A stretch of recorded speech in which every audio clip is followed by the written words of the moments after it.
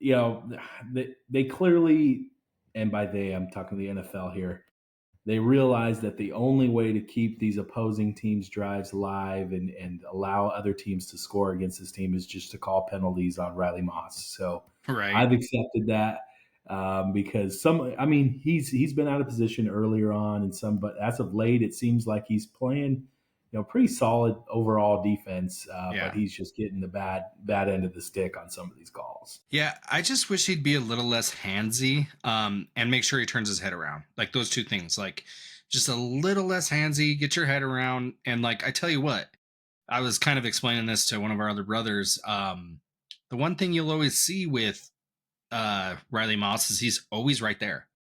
If Hmm. they make a catch on him, he's tackling him immediately. Sometimes he's tackling them before they get the ball, but I was just kidding. But you He's get, there. I mean, you compare that to like Singleton, the linebacker. When you see highlight plays against him, he's like 3 yards behind, arms Hmm. up, like running. Like that's not where you want to be. Riley Moss is right there. He's being competitive, and I tell you what, that's a hard job across from PS2. They say he has the best, or I don't know if it's still that case this after this week, but they said they were like, oh, he's got the best coverage rating of any corner in the NFL. And I was telling him, I was like, yeah, but you're not factoring in penalties. He's also the most penalized cornerback in the NFL.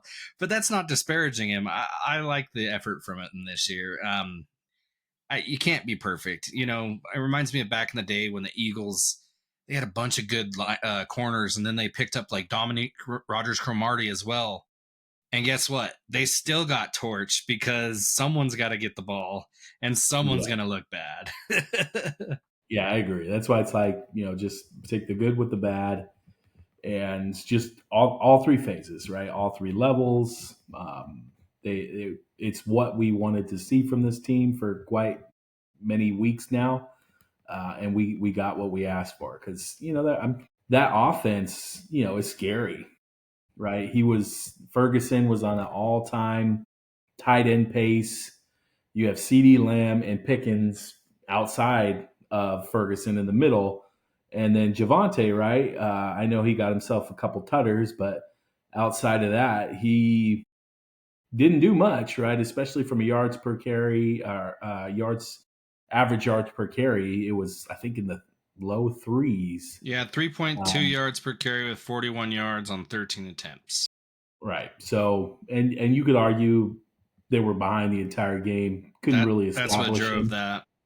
But at the same rate, you look on the flip side of the ball, and both of our running backs had just as good, if not better, performances than Javante did. So, in a way, I think looking back on Javante's time here, wrong time, wrong place. That's kind of his story. He caught Russell Wilson and all the drama that came with him, and just the problems he created offensively. He got in Peyton's doghouse, and now he's flourishing. We're flourishing. So, Yeah. it's kind of like I said, he was here at the wrong time in the wrong place.